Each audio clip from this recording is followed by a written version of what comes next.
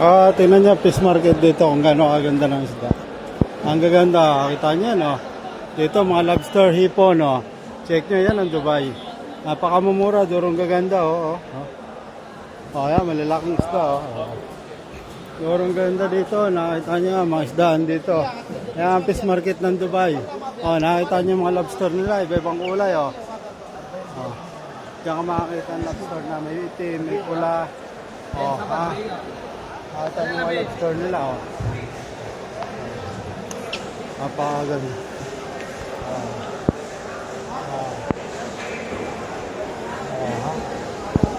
Naka-uniform pa sila. Tingnan nyo kung gaano ka-social dito, mga tendero. Mga tendero dito, mga Power Ranger pa. May mga pangalan sila, mga waterproof na market pa siya. Yan lobster dito. Nakita nyo kung gaano kalalaki.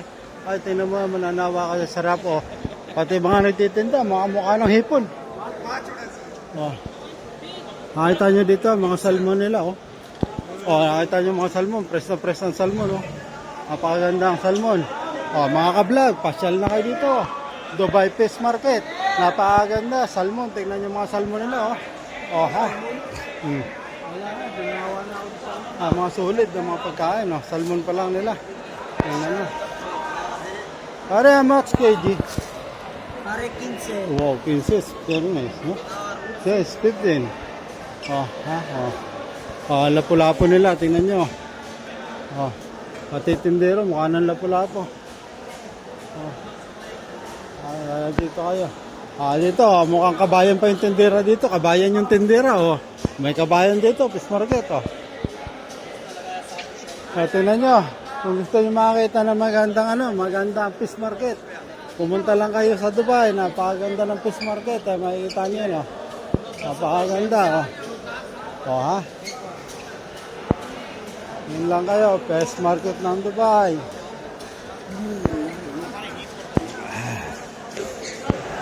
Tingnan nyo, ang laki ng fish market dito.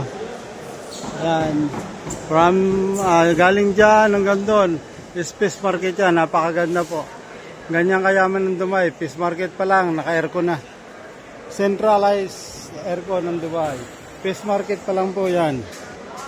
Talaga sabi ko, kung sino makakita ng vlog ko na to, pinapakita ko lang kung kaganda at kalinis ang Dubai. Yan po, fish market pa lang pero naka-organize lahat. Ang nila mga paninda. Sa kasalukuyan kasi andito po naninirahan sa Dubai kaya medyo niikot ko kayo. Fish market, Dubai.